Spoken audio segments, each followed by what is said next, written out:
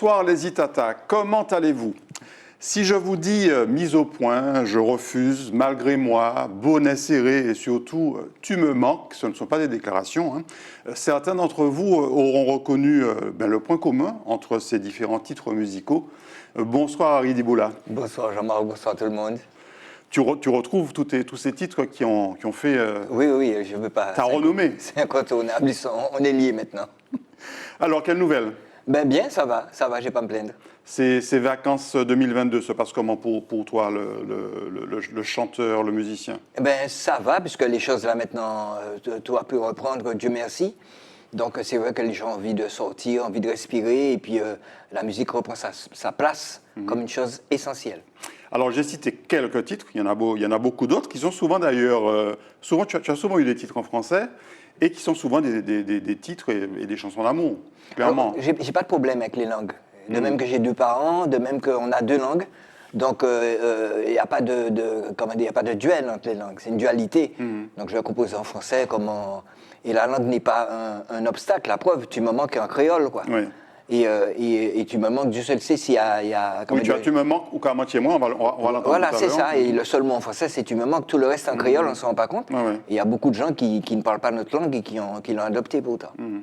Alors, on va le voir tout à l'heure aussi, tu es un artiste qui reste toujours demandé, alors que ça fait, on va le voir aussi, depuis 87, je crois, ça fait 35 ans, que tu es, entre guillemets, sur le marché. Et puis, ce que certains vont découvrir aussi, vont peut-être découvrir au cours de cette émission, c'est que tu as une activité professionnelle, tu n'es pas artiste professionnel, et tu as notamment une activité de consultant en dehors de la musique. C'est ça, j'ai un centre de formation et je suis consultant aussi. Voilà. Alors, on va retracer tes parcours personnels, artistiques et professionnels, et on commence par la première séquence, Kimounouye.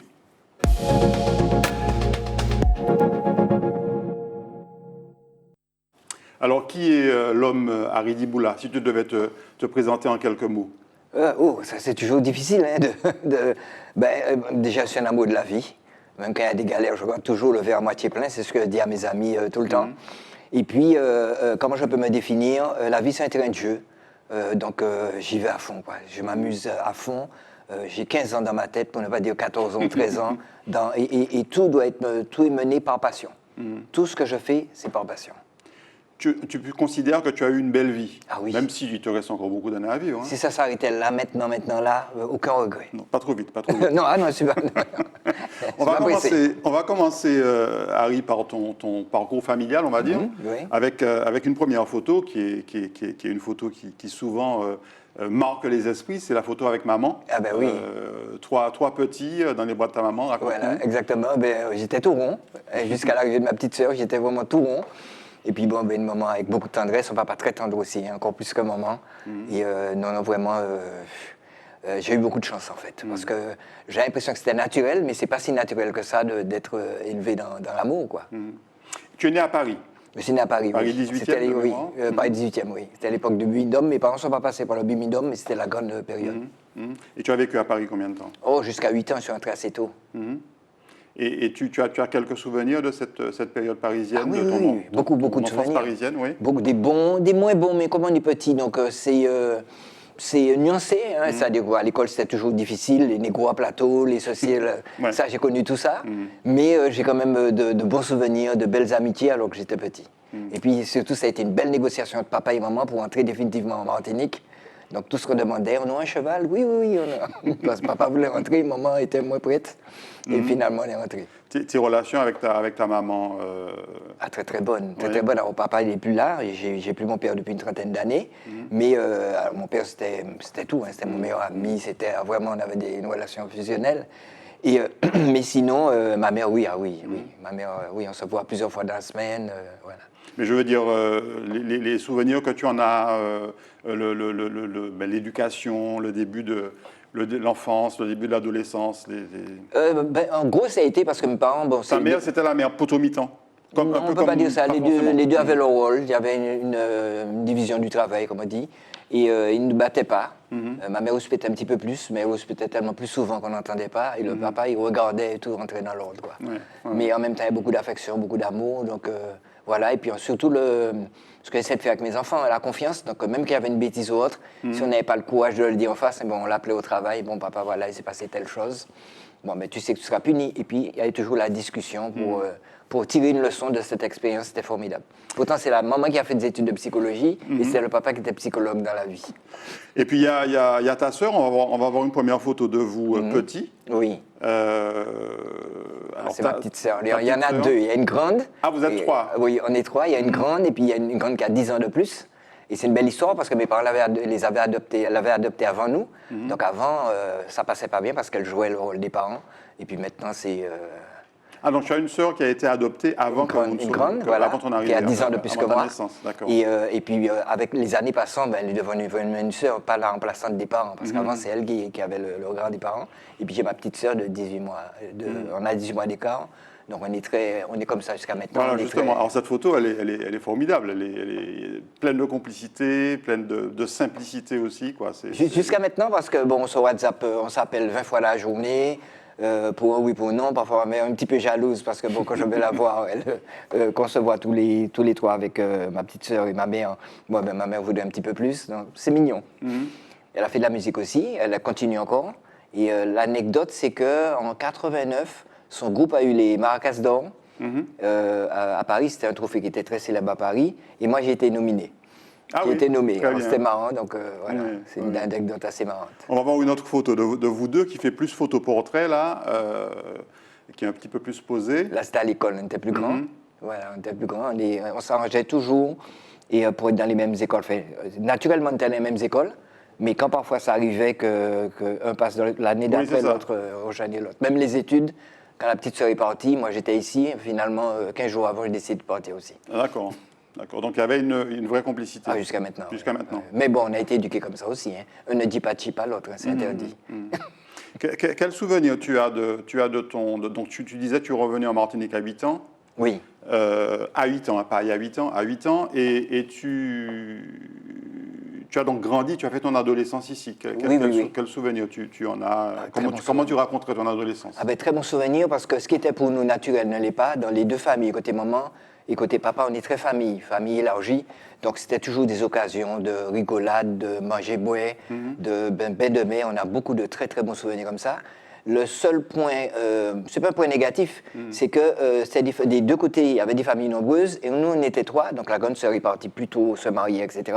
Donc on était deux, on trouvait ça moins marrant. Et après les vacances, c'était toujours triste parce que qu'on laissait toute la foule de cousins, cousines chez les grands-mères, bon, voilà quoi.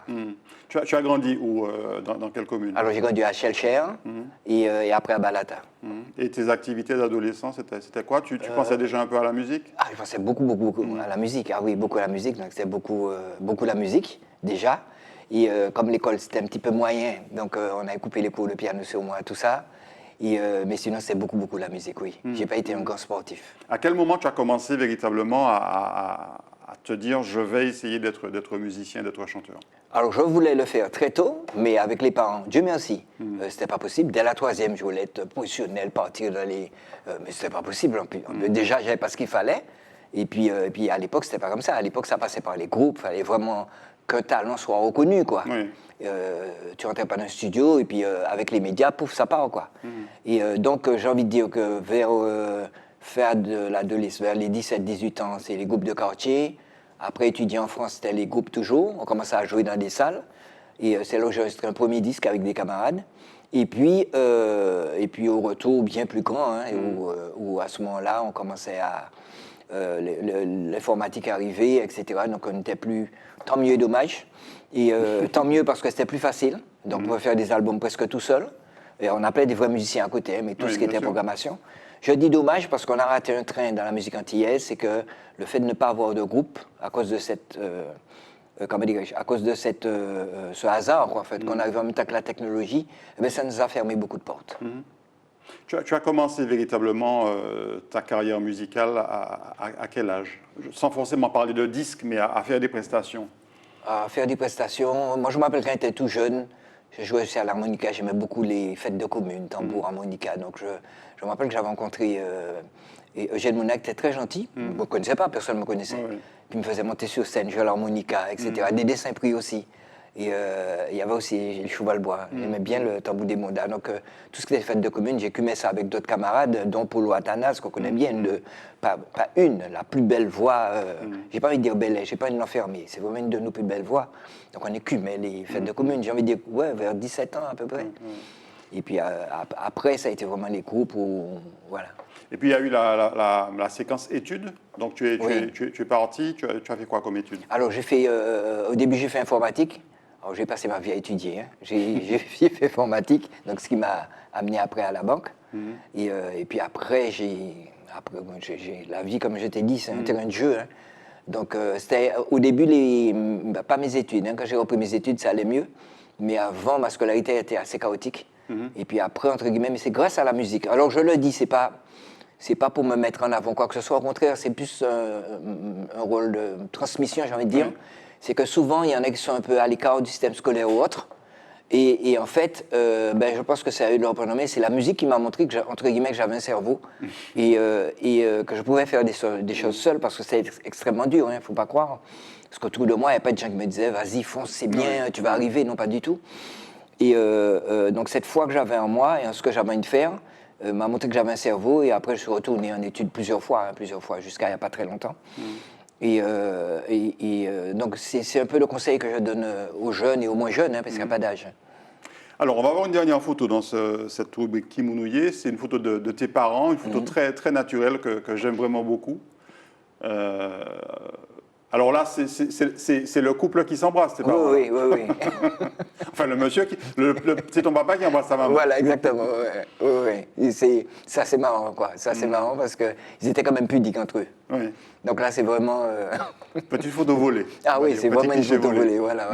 Alors, tu disais que tu as perdu ton père assez jeune. Oui, j'avais 27 ans, ouais. Mort brutale ou Non, c'était une maladie. Une maladie, donc on a eu le temps de voir venir, mais bon, une perte, c'est une perte. Et c'est un manque que tu ressens Oui, toujours. Alors, la chance qu'il y a, c'est qu'on en a vraiment profité, quoi, j'ai envie de dire. Même les derniers moments, on en a profité. Donc, il y a toujours un manque, il y aura toujours un manque, mais il n'y a pas de regret. Il n'y a pas de regret. Même quand j'étais jeune, je commençais à découvrir la vie, il y avait la musique. Je commençais à faire mes disques et j'étais en même temps dans la GM Harmonie, donc entre les répétitions, et puis entre les sorties privées, quand on découvre la vie, je ne vais pas faire de dessin. Et je trouvais toujours un moment, à l'époque il y avait moins d'embouteillage, le midi je rentrais, je mangeais avec eux, le soir je remontais, j'allais les voir. Et avant de repartir dans soit mes répétitions, soit mes affaires privées. Et ces moments-là, je ne regrette pas. Chaque fois qu'on se voyait, on s'embrassait. Le matin, on s'embrasse. Le midi, on s'embrasse. Le soir, on s'embrasse. Et tu as ressenti à un moment donné, malgré tout, l'absence du père, du confident, du conseiller? Ah, mais tout le temps. Jusqu'à maintenant, d'ailleurs. Et ce que je trouve avec certains amis, mais c'est pas pareil, parce que j'avais tout en lui à ce niveau-là. Et puis, c'était surtout la seule personne qui croyait en moi au niveau de la musique. La seule. Et quand j'ai commencé en autoproduction, il n'a pas eu le temps de voir mon succès. Le premier album, oui, mais c'était quand même assez... pas intimiste, parce que maintenant, ça sera un gros succès. Le nombre d'albums, à peu près 3 000 à 4 000 albums. Mais à l'époque, c'était un succès d'estime. C'était pas grand-chose, 3 000 à 4 000 albums. Et le deuxième album, l'album où il y avait Pour, etc., il a eu le temps de mourir. Mais il m'aidait à financer, aux grandes dames de ma mère, d'ailleurs. Et justement, après le départ de ton père, les relations avec ta maman, forcément... on se rapproche. Oui, ma mère est un petit peu plus froide et ça n'a pas rendu plus affectueuse, mais elle le montre différemment. Son affection, elle va le montrer différemment. Une nature, c'est une nature. Mais on a toujours eu ces rapports renforcés quand même. Est-ce que tu es un sentimental, Harry? Parce qu'on a l'impression, encore une fois, tu chantes beaucoup l'amour, tu chantes beaucoup je le disais au début, ce sont des déclarations. Ce ne sont pas les miennes, c'était les tiennes que je citais. Tu es un sentimental? Je suis un sentimental dans le sens... amoureux de la vie. Je suis amoureux de la vie, amoureux des gens. J'ai une qualité qui est un défaut pour certains, à commencer par pour ma mère, que quelle que soit la personne, il me faut voir le bon côté qu'il y a. Puisque les gens qui ont des bons côtés, il y a aussi la face B. La face B qu'on accepte, à commencer par moi. Et quand j'étais plus jeune, c'était un plaisir pour moi le voisin grognon, etc. Et chaque fois, c'était un bonheur parce qu'on discutait des heures, il s'ouvrait parce qu'en fait, personne n'allait vers lui. C'est ça. Et donc, c'est dans ce sens que je suis un amoureux de la vie. Toujours voir le cadeau qu'il y a derrière une merde. Il y a toujours un cadeau derrière une merde. Et toujours voir le verre d'eau à moitié plein. Alors, on a déjà un peu parlé musique, on va en parler encore davantage dans la rubrique matinique.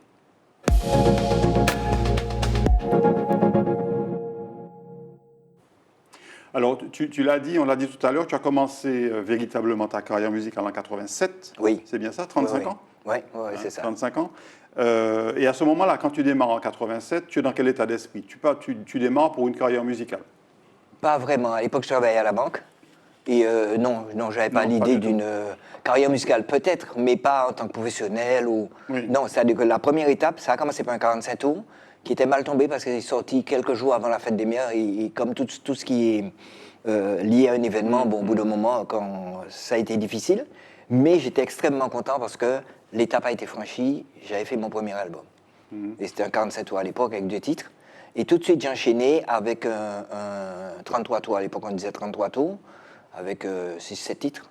Et donc, la première étape, c'était réaliser mon rêve. Et là, tu avais l'impression véritablement d'aboutir à la date, de toucher un peu justement ce fameux rêve que tu le disais, tu commences à y penser vraiment quand tu étais adolescent, en fait. Oui, mais là, je travaillais, donc c'était quand même dur parce qu'on travaillait beaucoup. Hein, et à l'époque, à la banque, j'étais informaticien, donc c'était beaucoup d'heures supplémentaires. J'adorais mes collègues. Et donc, j'y pensais pas vraiment. C'est plus tard, après que c'est arrivé, parce qu'après, il commençait à avoir des problèmes de timing entre les dates. Et dès le premier album, effectivement, c'était l'époque des playbacks, donc parfois, il y en avait 3-4 par soirée. Et c'était vraiment un calendrier difficile à tenir. Je parlais tout à l'heure du choix de tes titres et de tes paroles, et des paroles de tes chansons. Comment expliquer est-ce que tu te considères comme un crooner, par exemple? Non. Pas du tout. Non, pas du tout. Mais tu chantes du Zouk Love et tu chantes des chansons d'amour, clairement. Je chante des chansons d'amour. Pourquoi? Parce que... pourquoi? C'est même pas... En fait, je n'ai pas envie... Autant je peux être engagé dans ma vie privée, j'ai pas envie d'être engagé dans ma vie... dans mes textes. Parce que je n'ai pas envie que ça soit creux, que ça sonne creux. Donc, j'ai envie d'être là au moment où on a besoin de moi. Et ça m'est arrivé d'être sur des manifestations, de faire mes coups de gueule sur les réseaux. Mais de même que je n'ai pas sorti énormément d'albums, je ne fais pas pour faire, en fait. Et c'est vrai que même ceux qui s'en cachent, Vincent Scotto disait à Tino Rossi, si tu veux durer, chante l'amour, quoi, en fait, parce que tout le monde va s'y retrouver. Donc, c'est clair. Et puis, alors, malheureusement, ou heureusement, je ne sais pas, il y a des musiques qui sont militantes. Quoique, il y a des reggae qui chantent l'amour, hein, et Bob Marley a chanté l'amour. Mais c'est vrai que c'est ce qui m'est venu le plus souvent. Mais je n'ai pas envie de dire seulement chansons d'amour, j'ai envie de dire des scènes de vie populaire où on va retrouver l'amour, effectivement. Alors, un des titres qui a eu le plus de succès, c'est Tu me manques. On va regarder un extrait et puis on en reparle juste après.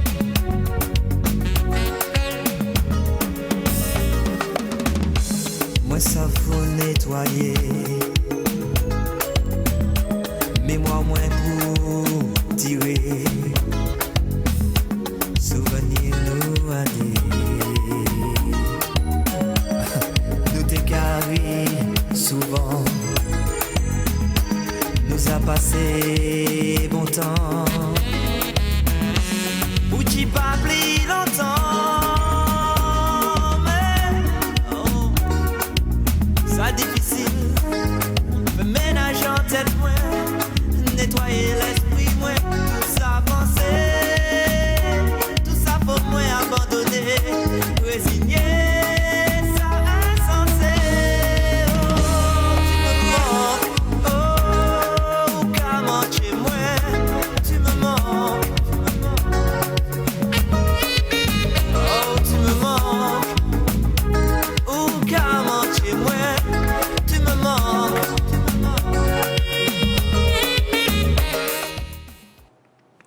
Harry, Tu me manques, 1993. Alors c'est un clip qui est publié sur la page YouTube de Tropic Pro de Martinique.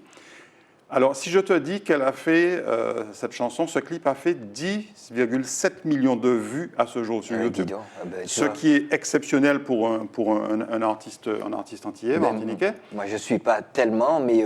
Surtout des années 90. Ouais, est-ce que ça peut s'expliquer par le fait que tu as très tôt fait des clips, en fait? Je ne sais pas. Je ne me suis jamais positionné à ce niveau-là.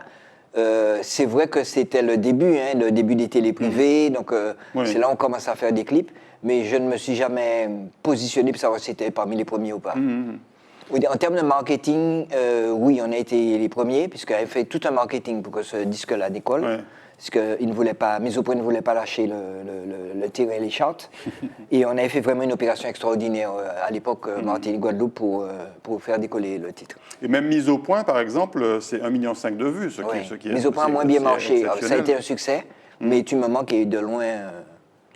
Est-ce que parmi toutes ces chansons, j'en ai parlé, il y a plein de titres que je n'ai pas cités, hein, Mise au point, Je refuse, Malgré moi, Bonnet serré, Tu me manques, etc. Est-ce que tu as une chanson préférée ou est-ce que tu les aimes toutes?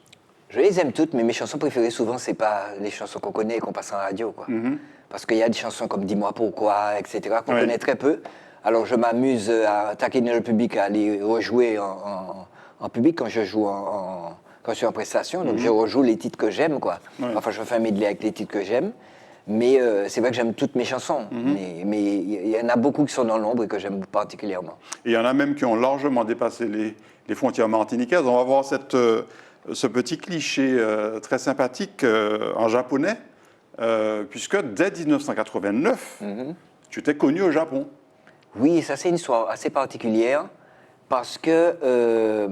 il y a une musique que je ne connais pas, hein, mais ils ont un rythme que je ne connais pas. Et vous avez fait un parallèle. Et normalement, ils voulaient en faire le générique d'un feuilleton. Alors, ça n'a pas marché, mais n'empêche que ça a été très gratifiant pour moi, quoi. Et ils t'ont expliqué pourquoi tes titres avaient été comme ça, eu ce succès chez eux? Je ne sais pas, à vrai dire, parce que je ne les ai pas rencontrés directement. Je ne suis pas allé au Japon non plus, je vois les droits d'auteur sur le Japon. Mais, donc tu en as, ça veut dire que tu es écouté là-bas? Oui, de toute façon, moi je suis un peu jaloux de ma musique parce qu'il y a des droits d'auteur de pays où je rêverais d'y aller et où je n'ai pas eu l'occasion, des pays assez surprenants. Hein. Mais non, finalement, alors c'est clair qu'il y a une concurrence à ce niveau-là pour être générique de feuilleton. Bien sûr. Mais ça n'a pas fonctionné, mais n'empêche que ça a été vraiment... J'ai eu, à la même époque aussi, à l'époque c'était 47 tours en Italie. Ils ont extrait j'ai un article que j'ai égaré également en italien. Donc au début d'une carrière, c'est clair que ça fait plaisir. Ouais. Et puis il y a eu un grand moment, je crois que c'est 98, ce prix SACEM qui a été remis par Charles Aznavour. Oui, ça c'était un grand moment. Un grand moment parce que c'est vraiment un des meilleurs auteurs français. Et vraiment, c'est un monument, quoi. C'est un monument et je n'aurais jamais pensé dans mes rêves les plus fous avoir cette chance-là. C'était pour l'album Nouveau Monde, je crois. Nouveau Monde, oui, tout à fait. Que j'avais écrit avec Serge Millet, oui. Tout à fait. Et tu te souviens de ce que Charles Aznavour t'avait dit? Vous avez un peu échangé? On a un peu échangé, alors je ne me rappelle plus trop de tout ce qu'on avait dit parce que j'étais tellement impressionné. Parce que je ne pouvais pas imaginer plus, quoi, en fait. C'est-à-dire que parce qu'Aznavour, c'est mon enfance, c'est l'idole de ma mère, enfin, pas seulement de ma mère, c'est nous aussi, parce que ces textes sont... Les mélodies aussi, hein, mais les textes sont particulièrement forts, quoi. Donc je n'ai jamais imaginé avoir cette chance. Alors, tu as une page Wikipédia, je pense que tu le sais. Non, même pas. Tu ne le savais pas. Donc c'est pas toi qui l'alimente. Non. Et sur cette page Wikipédia, on se rend compte du nombre de prix SACEM que tu as eu, et du nombre de prix que tu as eu, tout simplement. Tu en as eu énormément. Oui, j'ai eu la chance d'avoir des prix. Ça a été très tôt reconnu, en fait. Oui, j'ai eu la chance d'avoir des prix. Assez tôt, oui. Oui, j'ai eu cette chance. Et tu le dis, voilà, en toute modestie, ça, c'est pas quelque chose qui t'a... Le meilleur prix, c'est le... Alors, bien sûr, je suis content de ces prix-là, parce que c'est quand même une consécration. Hein. Mais le meilleur prix, c'est... et je le vois tous les jours, c'est la gentillesse du public. Quel qu'il soit, hein, mais je parle déjà de mon public naturel, Martinique, Guadeloupe, Guyane. Quand je vais faire mes courses au libre-service ou dans la rue ou autre, je ne peux pas avoir une panne de voiture et rester là, quoi. C'est pas possible. Les gens sont vraiment d'une gentillesse avec moi, mais c'est extraordinaire, quoi. Et ça, pour toi, ça dépasse largement la reconnaissance officielle d'un prix ou autre. Ah oui, ah oui. La reconnaissance du public et le contact avec le public. Ah oui, le contact avec le public, c'est vraiment formidable. Vraiment, c'est touchant. C'est touchant, et quel que soit, hein, homme, femme, quel que soit l'âge. Et d'ailleurs, en Martinique, bon, je me plains souvent, mais bon, je ne vais pas me plaindre. Je travaille très peu en Martinique au niveau de la musique. Et pourtant, ce n'est pas le public, c'est plutôt les intermédiaires. C'est au niveau des intermédiaires que ça joue. Et pourtant, le public, il est là, quoi. Donc, oui, c'est vraiment une des plus belles récompenses. Tu composes toi-même tes morceaux? Oui. Musique, et certains titres, tu les écris aussi, tu es aussi auteur? Je suis toujours auteur-compositeur. Mais tu as travaillé aussi avec Serge Billet sur certains textes? Sur des textes, pas pour mes musiques, mais pour des projets qu'il avait, oui. Oui. Alors, on va voir une photo, parce que tu joues, alors tous les chanteurs, c'est pas le cas de tous les chanteurs, tu joues de deux instruments. D'abord le piano. Comme Julien Clerc, tu composes au piano? Alors, au piano, oui et non, parce que parfois, souvent, on compose de tête aussi, hein, sans support. Et puis après, on va confirmer sur le piano pour trouver la bonne tonalité et les harmonies, et après, on passe aux arrangements. Et le fait d'être instrumentiste, donc de maîtriser un ou plusieurs instruments, ça t'a aidé au niveau de la composition? Alors, ça aide pour les arrangements, pas la composition obligatoirement. Parce qu'il y a des géants de la composition, comme Paul Albin, comme il y a une compositrice que j'aime beaucoup, c'est Jocelyne Nabil. Ils ne savent pas où il y a un là sur le piano. Hein. Et souvent, j'explique aux gens, de même que je pousse mes camarades, mes collègues à pratiquer un instrument, parce que pour la scène, c'est plus pratique. Le nombre de musiciens se réduit, donc à la limite, tu joues à la guitare au piano, tu es quand même plus indépendant. Mais pour la composition, c'est un peu comme si tu n'es pas architecte, mais tu connais la maison de tes rêves. Donc après, tu expliques à l'architecte, voilà, tu le corriges, il te dit, bon, techniquement, il y a telle contrainte, on ne peut pas faire ça. Mais ce n'est pas parce qu'on ne touche pas à un instrument qu'on ne peut pas composer. Il y a un autre instrument alors, qui est peut-être moins courant, mais que tu maîtrises aussi, c'est le violoncelle. On le voit sur la photo suivante. Alors, je ne suis pas concertiste, mais c'est un instrument que j'aime beaucoup. Et je m'y suis mis très tard, hein, ça fait peut-être 10-15 ans. Et pour moi, c'est vraiment un des plus beaux sons, un des plus belles instruments. Je précise que ce sont les deux photos qu'on a vues, c'est des photos de Claude Cabit. Oui. Et là, c'était au concert récent, c'était en janvier à l'Atrium, un concert entièrement acoustique. De deux très belles photos, de très beaux clichés, qui sont sur ta page Facebook d'ailleurs, parce que pour ceux qui veulent te suivre, tu as une page Facebook sur laquelle il y a très souvent de très très belles photos. Et en fait, j'aime beaucoup les cordes. J'aime beaucoup les cordes. Et là, j'avais fait un concert avec un quatuor à cordes. Et donc là, exceptionnellement, pour un titre, je mettais mon violoncelle, mais sinon, il y avait un quatuor, violoncelle, alto et deux violons. Et je me régale, et surtout à écrire. J'adore écrire les parties de cordes. Alors, ce qui te caractérise aussi, Harry, ce sont les collaborations avec d'autres artistes, souvent d'ailleurs d'autres interprètes. Et on va voir une photo qui moi, m'a serré le cœur. C'est cette photo avec Edith Lefel, puisque voilà, c'est quelqu'un qu'on a perdu il y a déjà quelques années et qui nous manque beaucoup. Et cette photo, c'est une de tes premières collaborations, en fait. Oui, parce qu'Edith, on se croisait, mais on ne se connaissait pas tellement. Et quand j'ai travaillé à Crayon, donc j'étais directeur à Crayon, Crayon Musique, c'était une boîte de disques qui a fait quasiment tous les chanteurs antillais. Et donc c'est comme ça que ça nous a amenés à collaborer. Et là, c'était après les soirées, comment dire, les journées de studio se finissaient très souvent au restaurant. Hein, parce qu'elle était très, très gourmande, je ne la trahis pas en disant ça. Et puis c'était des rigolades, et puis c'était toujours des petites blagues épicées. Donc cette photo-là est très symbolique. Et souvent, on partait comme ça à deux, et puis avant de rentrer chacun de notre côté, on se faisait un petit resto, elle prenait son petit punch. C'est vraiment de très bons moments, et là, c'est malheureusement peu de temps avant sa disparition. Et si tu as eu le temps de chanter avec elle également? Sur son album, on a chanté un titre qui s'appelle « Dites-lui », on n'a pas eu le temps de le clipper, malheureusement, mais sur son album, on a un titre, oui. On va voir une autre photo. Alors malheureusement, ce sont aussi deux disparus. Jacob et Jeff, Jacob Desvarieux et Jeff Joseph.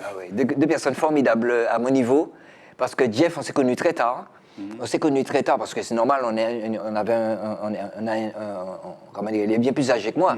Donc à l'époque des Gramax, j'étais en sixième. Et c'est quelqu'un que j'ai découvert avec beaucoup de plaisir. J'avais fait un moment, j'ai produit des concerts. J'avais fait un concert des années 70. Donc j'avais réuni tous les groupes des années 70. Et Jeff, la particularité de Jeff, c'est que, et ça m'avait beaucoup surpris, et si tu as rendez-vous avec Jeff à midi, si à midi moins 5 tu ne vois pas, va là maintenant, c'est qu'il y a un problème. Quoi. Et d'un sérieux, et puis en plus d'une générosité. Jeff me voyait, je le croisais, je me rappelle une des dernières fois, c'est à l'aéroport. Hé, Diboula, il y a un contrat à La Réunion, tu demandes tant, tu appelles machin, je lui ai parlé de toi. Une générosité, malheureusement, qu'on ne trouve plus auprès des collègues actuels, et je me bats pour ça, malheureusement. Je prêche dans le désert. Et Jacob, c'était pareil, parce que quelqu'un me donnait beaucoup de conseils, beaucoup de conseils. Dès qu'il venait ici, il m'appelait, on allait se faire des repas, des restaurants. Et c'est un gars qui m'a toujours beaucoup conseillé au niveau de la musique, notamment au niveau de l'Afrique, et parce qu'il voulait que je fasse, enfin il me conseillait de faire comme lui, parce qu'il arrangeait beaucoup d'albums pour des personnalités et chanteurs africains. Et il me disait, mais tu aurais dû faire ça. Et puis tous les tuyaux qu'il avait par Wycliffe, par tous les gens, parce que Jacob, avec Kassab, il rencontrait beaucoup de gens, beaucoup d'artistes internationaux. Et tous les conseils qu'on lui donnait, il me les prodiguait, et c'était vraiment un protecteur. Quoi. Ouais. Et cette fraternité, cette complicité, cette solidarité, tu ne la retrouves plus aujourd'hui? Si, je la retrouve. Alors, ça dépend. Au niveau d'échange de contrats, de plans, c'est difficile parce qu'on est individualiste, malheureusement. Mais je l'ai parce qu'avec certains, j'ai deux amis, collègues, par exemple, Éric Virgal. Virgal, c'est marrant, on s'envoie des petits WhatsApp, je t'aime, tu me manques, quoi. Dès qu'on ne s'est pas entendu depuis 2 jours. Avant-hier, j'ai eu mon petit tu me manques parce qu'il était à Boston et on aime beaucoup tourner ensemble. Thierry Cam aussi, on aime beaucoup tous les trois. La chance qu'on a, c'est que souvent ça nous arrive, surtout en Afrique, de se retrouver à 3. Avec Éric Virgal et Thierry, ça nous arrive plusieurs fois et on fait du tourisme, on visite des choses, on passe des grands moments à parler un peu de tout. Et alors Eric, là, il n'y a pas de problème pour les plans, se partager les plans, etc. Et Orlan est l'extraordinaire. Orlan, c'est Harry, je suis passé à tel endroit, tu demandes tant, c'est sérieux, etc. Mais c'est stupéfiant. Mais j'ai beaucoup d'amis dans la musique. Hein. Alors un autre ami, on espère qu'il va mieux, c'est Pippo Martelly. Pipo, c'est le cœur. Alors lui, tu as chanté avec lui. Oui, j'ai eu l'occasion de chanter avec lui. On a fait une super soirée en Guadeloupe il y a quelques années. Et on attendait pour le faire. Je n'ai pas chanté seulement qu'en Guadeloupe, il y a eu d'autres endroits. Parce que Jean-Philippe, ce qui me surprenait, parce que moi je suis tout petit à côté de Jean-Philippe, quoi. Kassav, Jean-Philippe même avait sa carrière avant Kassav. Donc quand Jean-Philippe me dit, bon Harry, je chante à tel endroit, il faut que tu sois là avec moi. J'ai demandé temps pour toi. Et puis c'est pas des petits cachets. Moi ça m'intimidait, quoi. Et vraiment c'est quelqu'un que j'ai dans le cœur, quoi. Alors j'ai beaucoup d'espoir par rapport à ce qu'il traverse. On espère beaucoup d'espoir. Qu'il va complètement remonter la pente. On espère qu'il va pouvoir chanter de nouveau et on lui fait un salut. Alors ce qui m'a frappé aussi en retraçant un peu ta carrière, Harry, c'est que tu figures sur énormément d'albums collector. On va en voir un qui date de 2006. C'est un album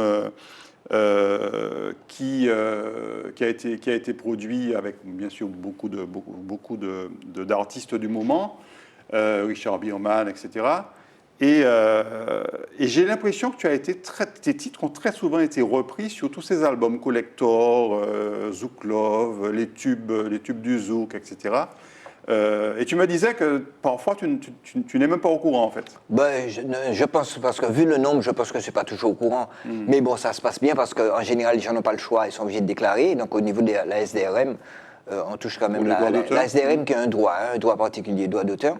Donc à ce niveau-là, bon, il n'y a pas de souci à ce niveau-là. Et c'est une reconnaissance pour toi de ta musique, d'avoir été repris aussi souvent sur les collectors? Oui, parce que si le titre n'est pas locomotive, on ne le met pas sur une compilation.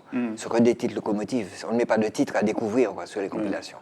Donc quelque part, je ne vais pas être prétentieux de me dire que c'est normal, c'est naturel. Non, c'est une chance. Ouais. Et puis il y a eu ton propre album collector, ton double album, Entre vous et moi. Alors je crois que c'est 2009, il me semble. Hein.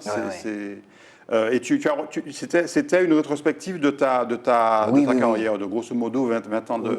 Alors il y a quelqu'un qui a eu je ne vais pas parler au passé, qui a un grand rôle dans ma vie, c'est Claude Cabi. Claude Cabi, qu'on connaît bien, c'est le mari de Christian Levaléjo, on a mis des affaires vidéo, mais bon, c'est pas le mien. Celui qui a fait les photos tout à l'heure d'ailleurs. Alors celui qui fait quasiment toutes les photos. Et chaque fois que j'étais dans un petit, pas désert vraiment musical, ça m'est déjà arrivé d'être dans des déserts, et on ne peut avoir de goût pour la musique. Mais en fait, il y a tellement de domaines qui me passionnent que ça ne me manquait pas particulièrement. Lui, il m'a dit, bon, Harry, j'ai sorti ça, hein, j'ai fait ça. Et ça a été pareil pour cette compile, qui a été une compile extraordinaire. Là, on prépare. Il fait des choses, sans mon avis. Il m'a dit, bon, Harry, j'ai sorti ça. Et, ou bien, voilà, il y a tel argent qui est arrivé, environ, elle écoute moi, enfin, vraiment. Et souvent, la maman de mes enfants l'appelle l'ange, quoi, parce que c'est vraiment. Il est comme un ange dans ma vie, quoi. Il est extraordinaire. Et puis, c'est quelqu'un qui est d'une gentillesse, qui est reconnu par ça. Alors, ce qui est marrant, c'est qu'au début, il était tout jeune. Quand je commençais, il était photographe, donc il venait, etc. On se connaissait comme ça. Et c'est un petit jeune étudiant, quoi. Et puis je vois que maintenant, il a une belle part dans ma carrière, quoi. Alors, tu as eu du succès dans beaucoup de pays en dehors de la Martinique. On a parlé du Japon, même si tu n'as pas eu l'occasion d'y aller. Puis il y a eu aussi l'Afrique. Et on a cette photo extraordinaire de cette grande 4x3, cette grande affiche. C'est au Bénin, c'est ça? Là, c'est au Bénin. En fait, c'est symbolique parce qu'il y a plusieurs endroits en Afrique où ça se passe comme ça. Mais c'est vrai que l'Afrique et moi, il y a un lien particulier, quoi. Je dois y aller quand j'y vais peu, c'est une fois dans l'année, quoi. D'accord. Et même cette année, cette année, je suis allé, j'ai découvert la Guinée-Conakry que je ne connaissais pas. Mais même l'année du Covid, j'ai eu le temps d'aller en Angola, je crois que j'ai fait un deuxième pays, je ne m'appelle plus, alors qu'en mars, tout était fini, quoi. Et quand tu y vas, tu chantes toujours ou tu y vas aussi en touriste parfois? Ah non, jamais l'occasion, malheureusement, d'aller en touriste. C'est toujours pour chanter. Pour chanter. Alors, je profite pour faire des visites. Parfois, je ne peux pas aller très, très loin. Parfois, je profite pour aller plus loin. Parfois, je garde quelques jours. Mais c'est toujours un vrai bonheur parce qu'on dit l'Afrique, mais chaque pays est différent. Bien chaque sûr. pays, c'est... alors, quand on dit l'Afrique, souvent, je dis à mes amis, mais vous ne dites pas l'Europe. Je vais en Europe. Je vais en Angleterre, en Italie, en Suisse. Et c'est vrai que... alors, chaque pays est différent, quoi. Et comment le public te reçoit là-bas? Les gens connaissent tes titres, par exemple, ils connaissent tes chansons? Ah oui, les gens connaissent ces chansons. Et il y a beaucoup de pays où ils comprennent, parce que beaucoup de gens, on voit ça aussi à Paris, en province, parce qu'on a plus de proximité, et beaucoup de gens apprennent le créole par les chansons. Et donc il y a deux vecteurs qui font qu'on connaît bien les Antilles, que les Africains connaissent bien les Antilles, c'est le zouk, les chansons de tous les milieux. Hein. J'ai des amis de tous les milieux, de bidonville à ambassadeur. Et puis le deuxième vecteur, c'est Aimé Césaire. Donc on voit des jeunes qui nous disent la Martinique est à tel endroit, telle chose, par le vecteur d'Aimé Césaire déjà à l'école, parce qu'ils en sont très fiers. On va terminer cette rubrique avec une dernière affiche. C'est un spectacle relativement récent, il me semble, que tu as un concert auquel tu as participé, un concert collector là aussi. C'est écrit dessus d'ailleurs, collector, à Bondy, en région parisienne. Oui, moi j'oublie les lieux parce que c'est vrai que souvent il y en a beaucoup. Il y en a beaucoup, et puis, Dieu merci, ça continue, ça va commencer. Et alors c'est vrai qu'on est resté 2 ans, je ne vais pas dire dans l'indifférence générale, mais c'est vrai qu'on a été un des milieux les plus affectés. Il y a eu la restauration, l'hôtellerie, mais le milieu artistique, ça a été un des secteurs les plus événementiels, les plus affectés. Et 2020, ça devait être une de mes meilleures années en tournée, hein, où découvrir de nouveaux horizons d'ailleurs, dont le Japon, Nouvelle-Calédonie, où je n'ai pas encore eu l'occasion d'aller. Je devais avoir, mis à part les lieux habituels, beaucoup de nouvelles destinations en 2020. Et donc voilà, on est resté pendant 2 ans, très limité entre couvre-feu, entre cela, oui, j'ose le dire, entre le mépris d'une profession. Parce que c'est vrai que souvent l'événementiel, on ne le voit pas comme un vecteur économique, de même que tous les autres pays du monde voient l'importance de l'événementiel et de la musique.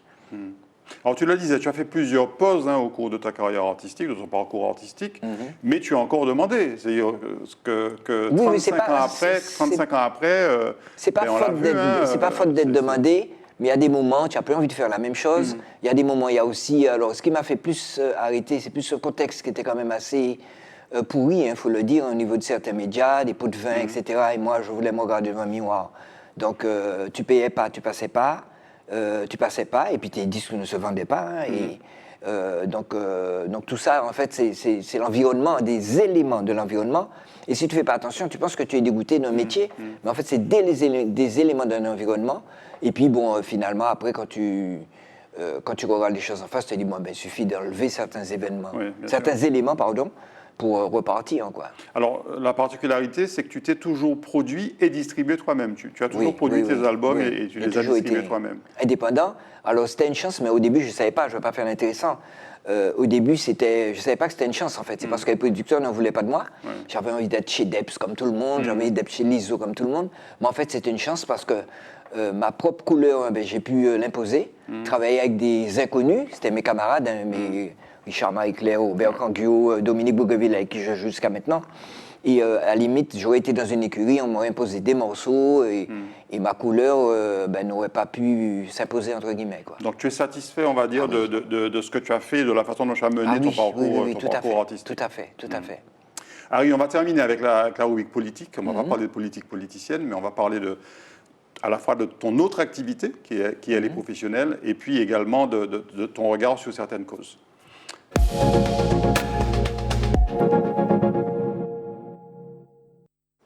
On va d'abord commencer avec une photo de Harry, le consultant et formateur, parce que tu as fait un MBA, un Master Business of Administration. Oui, il y a quelques années, et moi j'aime étudier. Hein. Bon, là j'arrête un peu, mais j'aime étudier. Donc c'est vrai que ça a été quand même un tournant dans ma vie, parce que j'aimais la transmission, donc ça m'a aidé à opérer ce tournant, quoi, en fait. Et là, on te voit donc en intervention avec Leslie Jules Vécourt. Oui, c'est une collègue. Tu travailles parfois. C'est un peu comme LJE Conseil. Voilà. La photo d'ailleurs est de LJE Conseil. C'est un peu ce que je prône, hein, c'est-à-dire qu'on travaille rarement ensemble et on est concurrents, mais en même temps c'est la compétition. Donc c'est des tuyaux, des bonnes pratiques. Quand un est en bas, il pleure pour l'autre et vice-versa. Quand il y a des nouvelles informations, des nouveaux marchés ou autres, on s'appelle, s'est formé. Donc j'ai quelques collègues comme ça. Et c'est vrai qu'on essaie d'impulser ça dans le milieu de la formation d'ailleurs. Et c'est un métier qui est passionnant, qui est intéressant. Alors, je suis également conseiller. Alors, tu as commencé par la banque, tu l'as dit, tu as travaillé à la banque. Et après, entre la banque et le MBA, j'étais musicien professionnel des années. Tu as quand même vécu de la musique pendant un moment. Ah oui, et bien en plus. Hein, puisque bon, c'est possible de bien vivre de la musique. Mais il faut toujours être proactif. Quand j'ai vu la première fois un CDR, un appareil enregistré les CDR qui coûtait une fortune, immanquablement, ça aurait été démocratisé. Donc je me suis dit, là, il faut se reconvertir. Alors les jeunes d'aujourd'hui ne connaissent pas les CD ou à peine. À peine. Mais à l'époque, c'était extraordinaire de voir un appareil où tu pouvais enregistrer un CD. Voilà, quoi. C'est un clone des CD. Et quand j'ai vu ça, je me suis dit, là, c'est le début de la mort de notre métier. Donc, je me suis déjà reconverti une première fois. Donc, j'ai fait 15 000 métiers. Hein. Et jusqu'à arriver au conseil en entreprise et aux collectivités, aux entreprises. On va voir d'ailleurs une affiche de 2015 où tu intervenais sur l'innovation et la créativité à Fort-de-France. Oui, c'était à la mairie il me semble que c'était à la mairie. Oui, à la mairie de Fort-de-France. À la mairie de Fort-de-France, créativité, innovation, défis et enjeux. Parce que tu es aussi conférencier, tu donnes des conférences. J'ai donné beaucoup de conférences. Là, c'est un de mes domaines qui traîne à démarrer en Martinique, malheureusement, alors que ça explose partout. C'est la créativité et l'innovation. Donc, je me suis expertisé sur ça. Donc, j'ai fait j'ai validé d'autres formations, d'autres diplômes à ce niveau-là. Mais ça traîne en Martinique, malheureusement. Et donc, il y a un besoin. Le besoin est là, parce qu'il faut trouver des solutions en dehors du cadre. Et c'est quelque chose ce sont des domaines qui s'appliquent à tous les milieux, quoi. Que ce soit au niveau management, que ce soit au niveau administratif, que ce soit au niveau des grands enjeux de nos sociétés. Et si on reste dans les sentiers battus, dans la routine, on ne se sort pas, d'ailleurs, on le voit.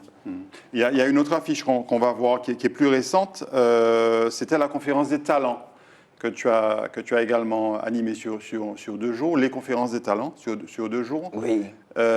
Comment booster sa créativité? On reste toujours autour de ces thématiques-là. Là, c'est un dispositif de Cap Nord que j'ai beaucoup aimé, où j'ai eu la chance d'accompagner 60 talents, mais là, c'était dans la création d'entreprise. Et ça aboutit par la sortie, la sous peu, ça vient d'être imprimé, on n'a pas encore communiqué dessus, d'ici septembre, sur un guide des opportunités économiques du Nord que j'ai eu la chance de rédiger. Et c'est un dispositif que j'ai beaucoup aimé avec des partenaires comme Caisse des dépôts et consignations, etc., la CTM.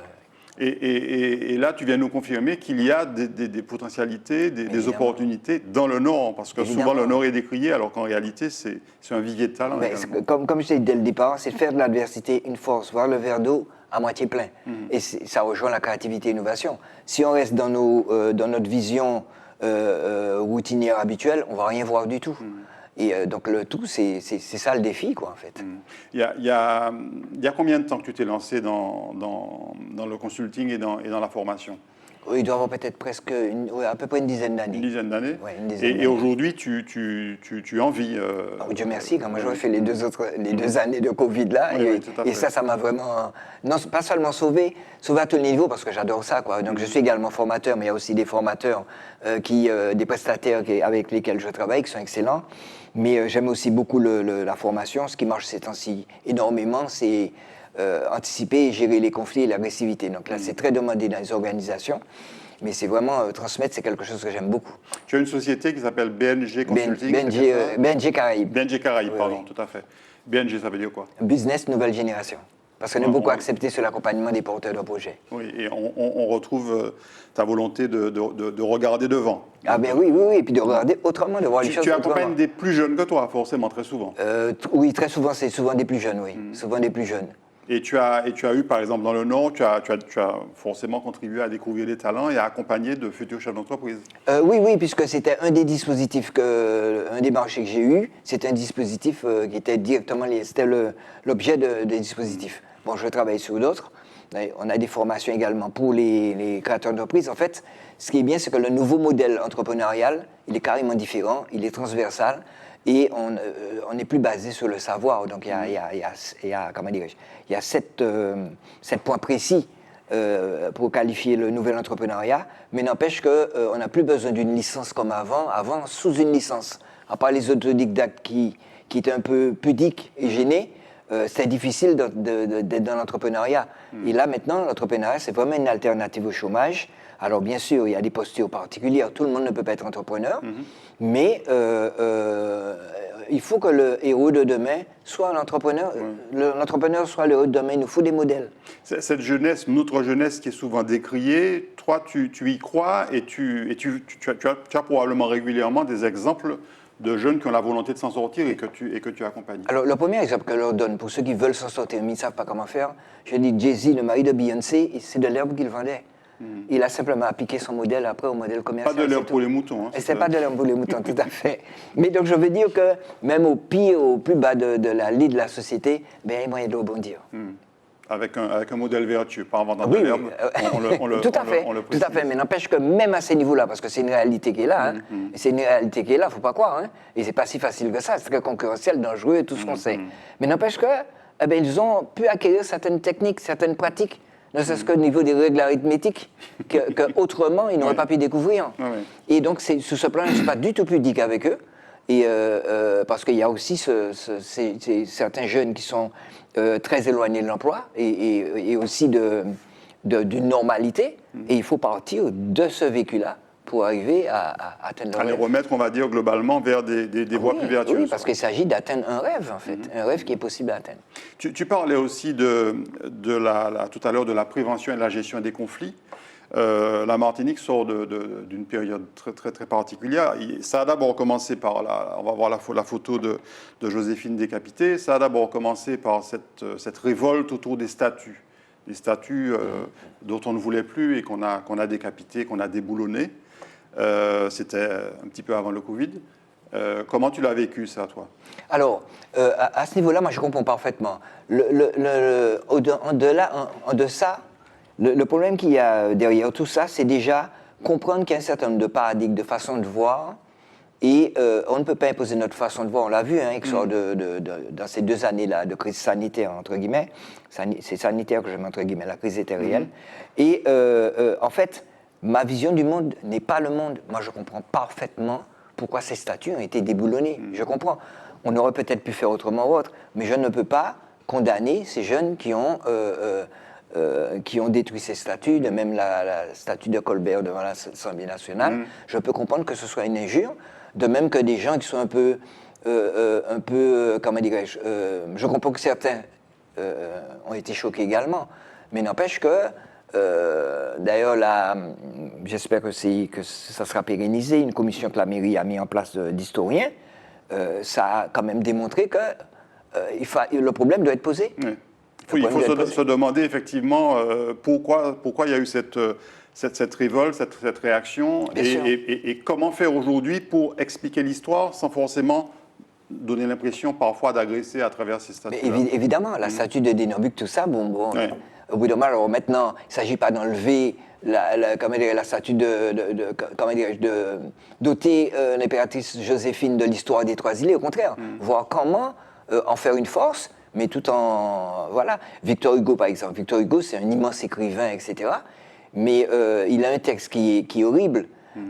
J'oublie le nom où il fait l'apologie de la colonisation, comme beaucoup de gens de gauche de l'époque. Sauf que il ne faut pas le lire avec, notre regard du XXIe siècle. Il faut le lire avec quelqu'un du XXe siècle. Quelque part, il était progressiste. Si je le lis avec, je vais jeter toute l'œuvre. De Gaulle, c'est pareil. De Gaulle, c'est autant grand au niveau de la résistance, mais au niveau de l'Afrique, etc., c'est horrible, quoi. Donc c'est cette dualité qu'il nous faut comprendre.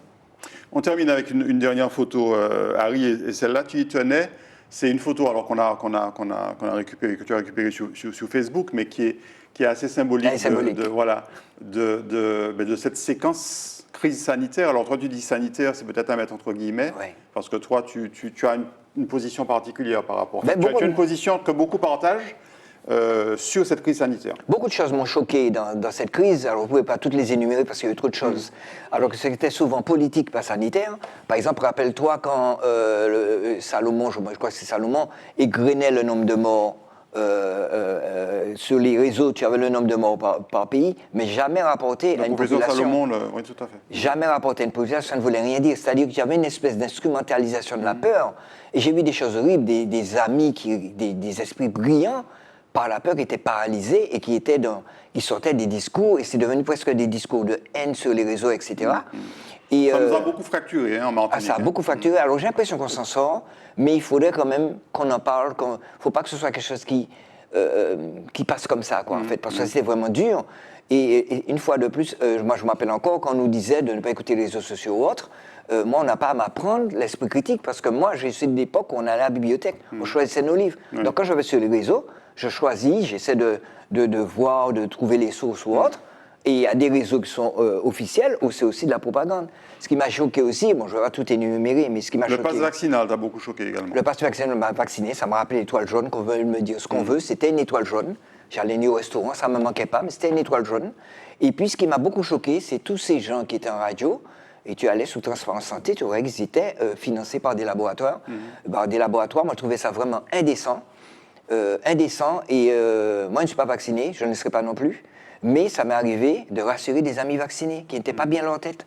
Et ils disaient, écoute, tu as fait ton choix, tu as fait le bon choix, et sois en paix avec ton choix.